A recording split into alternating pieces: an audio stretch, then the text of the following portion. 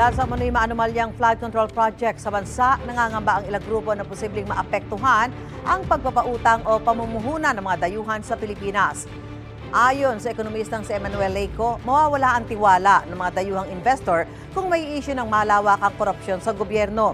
Dagdag ni Philippine Chamber of Commerce and Industry Chairman George Barcelon, kailangan maipakita na may napaparusahan sa mga problemang ito. Sa PDAP scam, no? At the end of the day, alam din natin na ilan politicians na pinagkulong sa detention. So I take it with this gravity of this flood protection scam.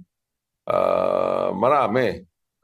Hindi lang yung nasa political position, pero dito sa mga government agencies na DPWH. Sa ganitong lakas ng ingay na nangyayari sa ating politika ngayon, marami ang magdadalawang isip at mag-hold back.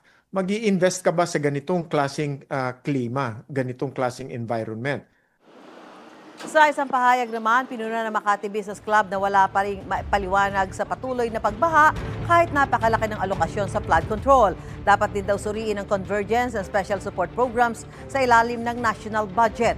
Ito yung ginagamit sa pagtatayo ng mga multipurpose building, basketball court, waiting shed at iba pang infrastruktura.